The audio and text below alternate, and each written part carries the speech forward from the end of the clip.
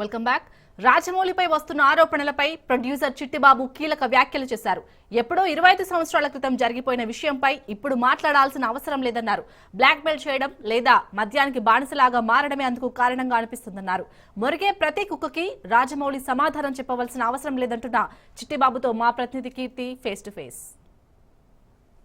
కొంతకాలం క్రితం శ్రీనివాస్ అనే వ్యక్తి ప్రముఖ రాజమౌళి తనను మోసం చేశారని, ఒక అమ్మాయి విషయంలోని తను ఎంతగానో మోసం చేశారని చెప్పి తీవ్ర ఆరోపణలు చేస్తూ ఒక సెల్ఫీ వీడియో రిలీజ్ చేసి తన చావుకి రాజమౌళి అదేవిధంగా రమా రాజమౌళి ఇద్దరు కారణం అని చెప్పి వాళ్ళ మీద చర్యలు తీసుకోవాలని చెప్పి ఒక సెల్ఫీ వీడియో అదేవిధంగా ఒక ఆత్మహత్య లేఖనైతే విడుదల చేయడం జరిగింది. సో ఎంతవరకు నిజం, అసలు నిజానిజాలు ఏంటి తెలుసుకోవటం కోసం, మనకి తెలియచేయటం కోసం ప్రముఖ దర్శక నిర్మాత చిట్టిబాబు గారు మనతో ఉన్నారు. సో ఆయన అసలు విషయం ఏంటనేది అడిగి తెలుసుకున్నాం. నమస్కారం సార్. యాక్చువల్గా ఈ శ్రీనివాస్ అనే వ్యక్తి నిజంగానే రాజమౌళి గారికి అంత దగ్గర స్నేహితుడు అంటే రాజమౌళికి బిగినింగ్ డేస్లో అంటే రాజమౌళి ఇంకా నాకు యాక్చువల్గా నేను మధురానగర్లో నా ఆఫీస్ ఉండేది ఎఫ్ బ్లాక్లో.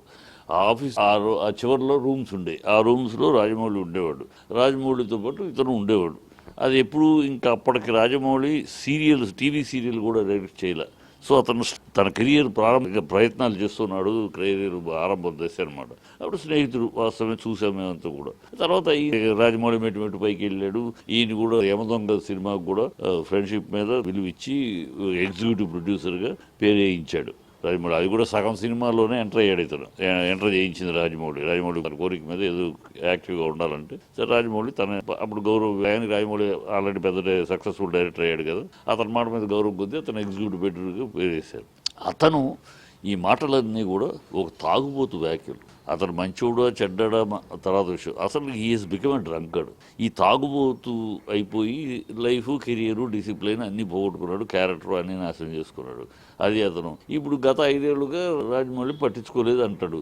ఎందుకు పట్టించుకుంటారమ్మా, నీకు ఏం చేసినా నువ్వు తాగేసి తగలబెడతా ఉంటే క్యారెక్టర్ లేకుండా.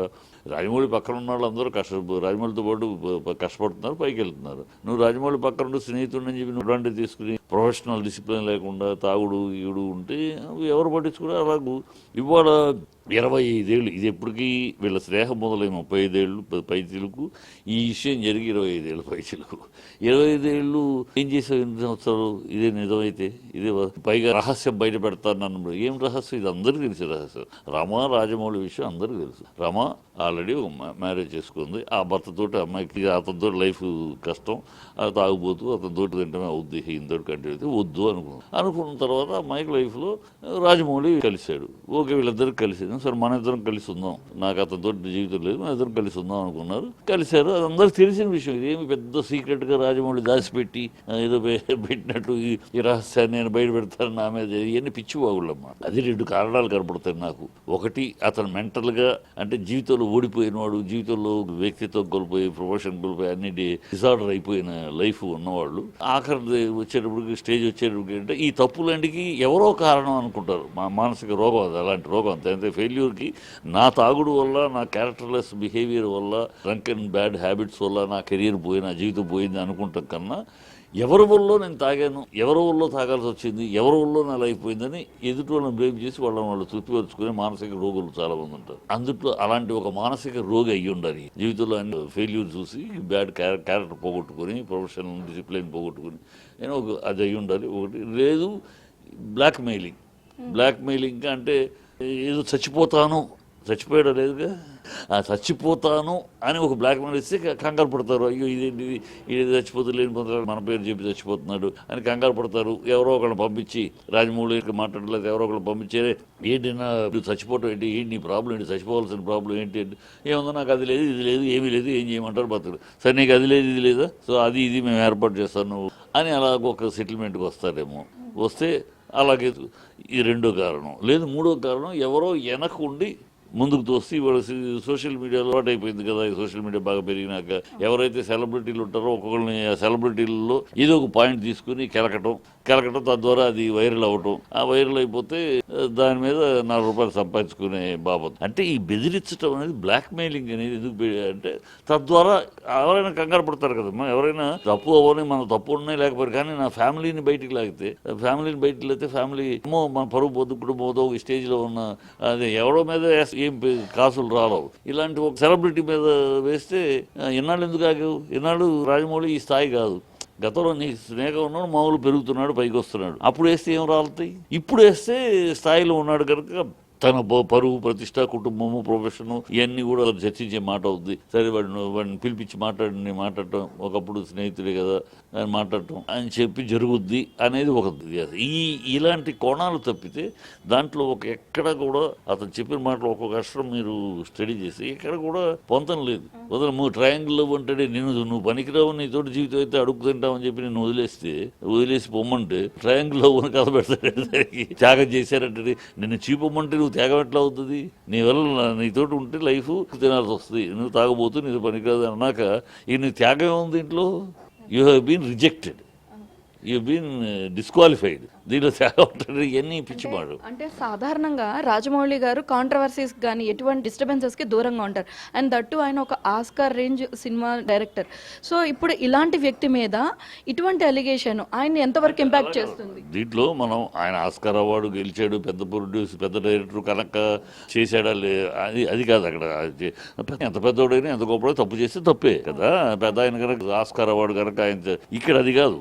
ఇక్కడ స్థాయిని బట్టి కాదు, అసలు ఆయనకి అవసరం ఉందా అనేది. నిన్ను తొక్కేయాల్సిన అవసరం తనకేముంది? నన్ను తొక్కేశాడు, నీకేం, నువ్వేంటి, నీ స్థాయి ఏంటి? నువ్వు ఇండస్ట్రీలో ఎక్కడన్నా ఎప్పుడైనా ఏనాడైనా నువ్వు ఇలాంటి టాలెంటెడ్ పర్సన్ అని ఎస్టాబ్లిష్ అయ్యావా? ప్రూవ్ చేసుకున్నావా ఎక్కడన్నా? ఏమి లేదు. గాలిగా తిరుగుతావు, గాలిగా తాగుతూ లేదు. సో నిన్ను తొక్కాల్సిన అవసరం ఉంది. నువ్వు రాజమౌళికి ఏమైనా పోటీనా? కాదు కదా. ఎవరో డైరెక్టర్స్ పైకి రాకుండా శుతర పూజలు చేస్తున్నాడు. ఏం అవసరం రాజమౌళికి అమ్మా? ప్రాక్టికల్ రాజమౌళికి ఏం అవసరం? అవన్నీ చాలా తీవ్ర అలిగేషన్, ఆధారాలు లేని అలిగేషన్. రాజమౌళి మనం ప్రాక్టికల్గా ఆలోచిద్దాం, ఇన్ జనరల్ ఆలోచిద్దాం. రాజమౌళి ఏం అవసరం? రాజమౌళికి ఒకళ్ళ తొక్కి పైకెక్కాల్సిన అవసరం ఏముంది? అతని కెరియర్ బిగినింగ్ నుంచి కేవలం out of his talent, out of his exposure ఇవాళ ఈ స్థాయికి వెళ్ళాడు. తెలుగు సినిమా స్థాయిని పెంచాడు, ఇంటర్నేషనల్ తలుపులు తెరిపించాడు. అది ఎవరి వల్ల? తన శక్తి వల్ల, తన టాలెంట్ ఎక్స్పోజ్. అంతేగాని ఎవరైనా తొక్కి నొక్కి పైకి వచ్చిన దాఖలాలు ఉన్నాయా? అందరికీ ఓపెన్ ఇండస్ట్రీ అనేది ఓపెన్ కదా. అతను ఏదో శూద్ర పూజ చేస్తాడు, ఎవడో పైకి వస్తే తనకేంటిది? తను వాళ్ళ రాజమౌళికి పోటీ ఎవడన్నా ఉన్నారా డైరెక్టర్గా? రాజమౌళి తర్వాత ఎవరైనా కదా. రాజమౌళి మించే, రాజమౌళికి సమానంగా ఎవరు లేరు. రాజమౌళి తర్వాత కదా ఆ స్థాయిలో ఉన్నాడు రాజమౌళి. అతనికి రాజమౌళి పోటీ ఎవడో తొక్కాల్సిన అవసరం, ఎవడన్నో పైకి రాకుండా పూజలు చేస్తే ఏం అవసరం? ఉండాలిగా రీజన్. చెప్పేటప్పుడు రీజన్ ఉండాలి. ఈ కారణం చేత అతను పైకి వస్తే ఇతనికి ఈ నష్టం, అందుకని చేశాడన్న దాఖలాలు ఆస్కారమే లేదు కదా. రాజమౌళి ఉన్న స్థాయికి ఎవడో తొక్కి తన పైకి రావాల్సిన కర్మ, ఈ పరిస్థితి లేదు కదా. సో అందుకనే ఎన్ని అతను ఎక్కడ ఒక నిబద్ధత, దాంట్లో ఒక ఆధారము, అవునా ఒకవేళ ఉందా అనుకుంటానికి కూడా ఆస్కారం లేదు. ఒకవేళ జరిగిందేమో అంటానికి కూడా ఆస్కారం లేదు. అంత పచ్చి కట్టుకథను, పచ్చి బ్లాక్ మెయిలింగ్, చిల్లరతనంగా ఉంది. తాగుబోతు మాటలు, మెంటల్లీ డిస్టర్బ్డ్ పర్సన్స్ మాటలుగా తప్పితే దాంట్లో ఎక్కడ నిజాయితీ. అది కూడా అతను ఏంటంటున్నాడు అంటే, కావాలంటే లై డిటెక్టర్ టెస్ట్ కి తీసుకువెళ్ళండి వాళ్ళని, అంత దాకా అలిగేషన్ కి పోయాడు అతను. సో దాని మీద కాదమ్మా, బ్లాక్ మెయిల్ చర్య ఎందుకు తీసుకెళ్ళి? బ్లాక్ ఎవడో సార్ రాజీవ్ గాంధీ ఇలాగేదంటే ఎవరో విమర్శలు చేస్తే, పేపర్లో వేరే విషయంగా చేస్తే ఆయన అడిగారు. రాజీవ్ గాంధీ ఏమన్నాడంటే, I need not respond to every dog that barks. మురిగే ప్రతి కుక్కకి నేను సమాధానం చెప్పాల్సిన అవసరం స్థాయిగా నాకు. Same thing applies here. Rajamouli is not in a position to respond to dog that barks. మురిగే ప్రతి కుక్కకి సమాధానం చెప్పాల్సిన స్థాయి కానీ, సంజాయిషి ఇచ్చుకోవాల్సిన అవసరం కానీ రాజమౌళికి లేదు. వాడేదో బాగాడని చెప్పేసి కేసు వాడు ఐడెంటిఫికేషన్ క్రైసిస్. వాడెవడో జనాలకు మర్చిపోయారు. ఇవాళ మీకు తెలుసు శ్రీనివాస్ ఎంత అసలు ఎవడన్నా గుర్తుందా? నాకు అప్పుడెప్పుడో చూసాను గుర్తుంది. ఇవాళ జనరేషన్కి ఇవాడున్న ఇండస్ట్రీలో ఎవడికి తెలియదు శ్రీనివాస్ అనేవాడు ఎవడు. అతను ఇప్పుడు చెప్తున్నాడు అసలు నాకు వాడికి స్నేహమే లేదన్నాడు. ఏంటి అసలు కదా? ఆయన ఆ మాట అంటలేదు, అసలు రెస్పాండ్ అవ్వట్లేదు. తెలిసినోడే అందుకే మనలాంటి వాళ్ళకి తెలుసు, కొత్త వాళ్ళకి తెలియపోవచ్చు. మేము ఆ రోజులు నా ఆఫీస్ దగ్గరే ఉండబట్టి నా ఆఫీస్ దగ్గరలోనే ఆ రైల్ రోడ్లో ఆ రూమ్స్ రాజమౌళి ఉండేవాడు. అప్పుడు ఇతను అక్కడ వీళ్ళతో కలిసి ఉండేవారు, చూసావు కనుక మాలాంటి వాళ్ళు తెలుసు. జనాలకు తెలియదు కదా, నో అనౌన్స్ ఆయన. కానీ అదే మాట్లాడితే ఫ్రెండే కానీ చెడిపోయాడు. ఈజ్ డ్రగ్ అదే డ్రగ్ అది డ్రంక్ మందుకు దాసోహం అయిపోయాడు. సో ఈ లాస్ట్ ఎవ్రీథింగ్ అది ఎవరి మీద నిందలు పోసి అందువల్ల పోయింది.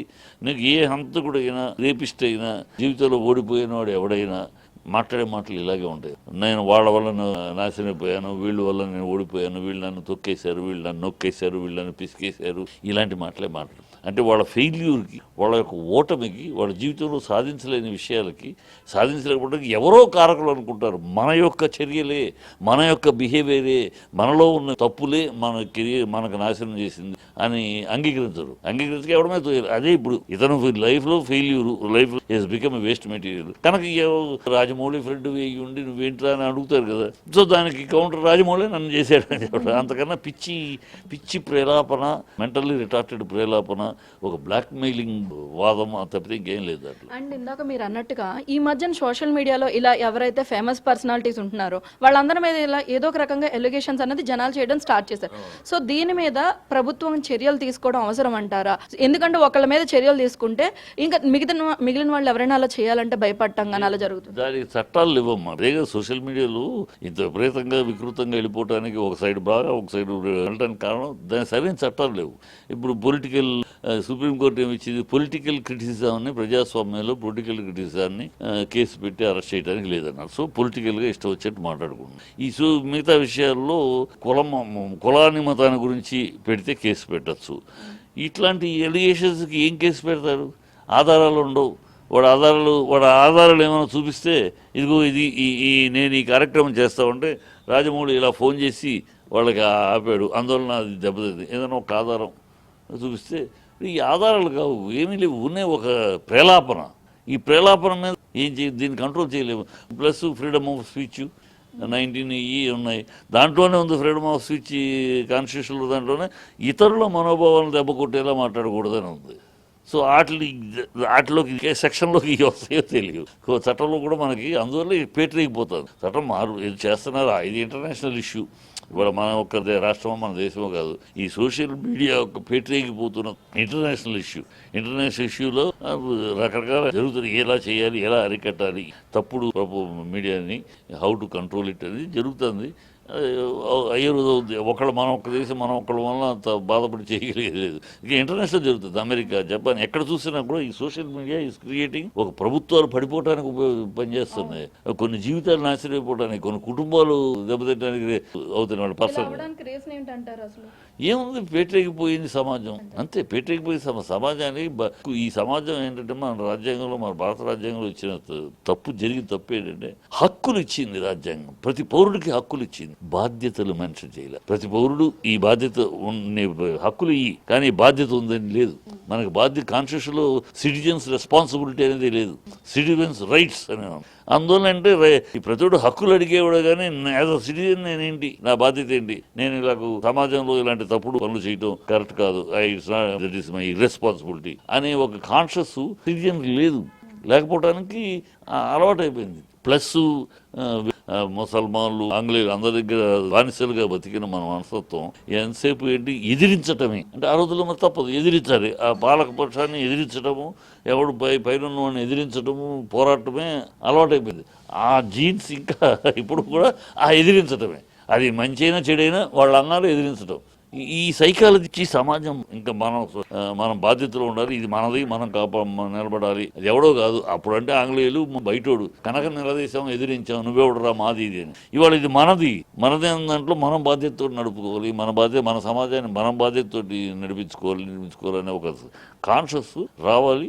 అది రావాలంటే ఒకళ్ళతోటి రాదు, అది కాలక్రమంలో మార్పు రావాలి తప్పితే. అందువల్ల ఇలాంటి పేటరేగిపోయి ఇర్రేషనల్, ఇడియాటిక్, ఇన్సెన్సివ్ పీపుల్స్ రావటము మాట్లాడటం నోటికి వచ్చింది. ఇప్పుడు వాడు దాంట్లోనే చెప్పాడు, నాకు వాళ్ళు తెలుసు వీళ్ళు తెలుసు అందరూ మైత్రి వాళ్ళు తెలుసు వీళ్ళు అందరూ తెలుసు. వాస్తవమే, రాజమౌళితో ట్రావెల్ చేసావు కనుక ఆటోమేటిక్గా పెద్ద పెద్ద వాళ్ళందరితో పరిచయం. ఇన్ని సంవత్సరాలు ఏం చేసాము? 20 సంవత్సరాలు. అంత పెద్దవాళ్ళు ఉన్నప్పుడు కూర్చోబెట్టి నాకు ఈ నష్టం జరిగింది అంటే కూర్చుంటారు కదా, మాట్లాడతారు కదా, చేసి ఉండొచ్చు కదా, ఎందుకు చేయలే అంటే ఈనాడు. ఇప్పుడు ఇక నీకు ఏమీ లేదు, ఎనలేదు కాలం గడిపేసి ఇప్పుడు ఏమీ లేదు. 5 ఏళ్ళుగా రాజమౌళి కూడా పట్టించుకున్నాడు, ఏమీ మార్పు లేదు. నువ్వు అదే తాగుడు అదే గొడవలు ఉండేది ఈజీగా అని వదిలేశాడు. ఇప్పుడు ఎవడో పట్టించుకునేవాడు లేడు కనుక నిన్ను నువ్వు ఐడెంటిఫికేషన్, నేను ఒకప్పుడు ప్రొడ్యూసర్ని, నేను ఒకప్పుడు వాడిని అని ప్రజలు తెలుసుకుంటారు.